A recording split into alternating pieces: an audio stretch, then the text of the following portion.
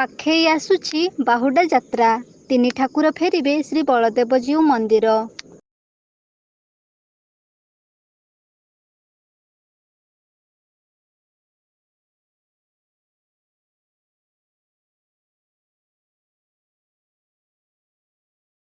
କେନ୍ଦୁଝରର ବାହୁଡ଼ା ଯାତ୍ରା ଯେତିକି ପାଖେଇ ଆସୁଛି ସେତିକି ନୂଆ ନୂଆ ଲାଗୁଛି ମାଉସୀ ମା ମନ୍ଦିର। ବର୍ଷକ ପରେ ତିନି ଠାକୁର ମାଉସୀ ଘରକୁ ଆସିଥିଲେ, ପୁଣି ଫେରିଯିବେ ତାଙ୍କ ଶ୍ରୀ ବଳଦେବଜୀଉ ମନ୍ଦିରକୁ। ପୁଣି ଖାଁ ଖାଁ ଲାଗିବ ମାଉସୀ ମା ମନ୍ଦିର।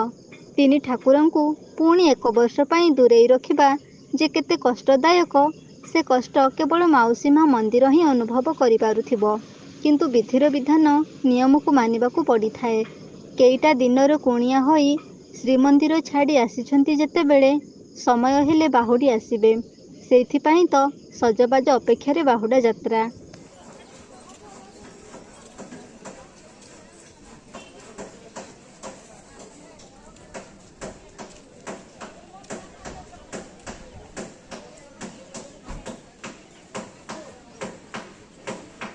ଗୁଣ୍ଡିଚା ଯାତ୍ରାରେ ଜନସମୁଦ୍ରର ଲହରୀ ଖେଳୁଥିଲା। ବର୍ଷାର ପ୍ରଭାବ ରହିଥିଲେ ମଧ୍ୟ ଭକ୍ତମାନଙ୍କୁ ଅଟକାଇ ପାରିନଥିଲା ବର୍ଷା। ବାହୁଡ଼ା ଯାତ୍ରା ମଧ୍ୟ ଖୁବ୍ ଗହଳ ଚହଳ ମଧ୍ୟରେ ପାଳିତ ହେବ ବୋଲି ଲକ୍ଷ୍ୟ କରାଯାଉଛି। କାରଣ ବର୍ତ୍ତମାନ ବି ରଥଦାଣ୍ଡ ଚଳଚଞ୍ଚଳ ରହିଛି। ସମସ୍ତେ ଅପେକ୍ଷା କରି ରହିଛନ୍ତି ବାହୁଡ଼ା ଯାତ୍ରା ଦିନକୁ।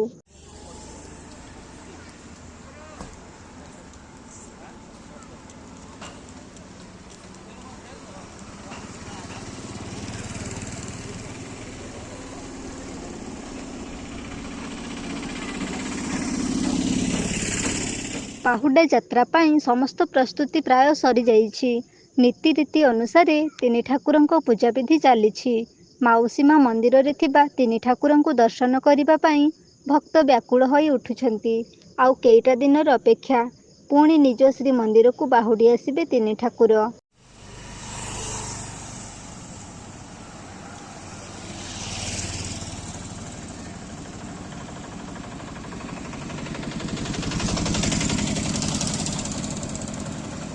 ରଥଦାଣ୍ଡ ଏବେ ଖାଁ ଖାଁ ଲାଗୁଛି।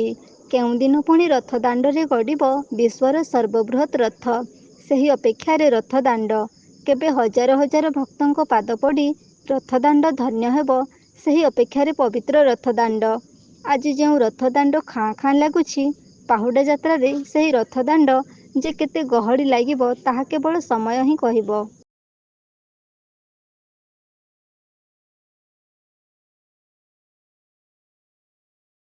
କେନ୍ଦୁଝରରୁ ବାସୁଦେବ ସିଂଙ୍କ ସହିତ ଦେବାନନ୍ଦ ମହାନ୍ତଙ୍କ ରିପୋର୍ଟ, ଏବେ ନ୍ୟୁଜ୍।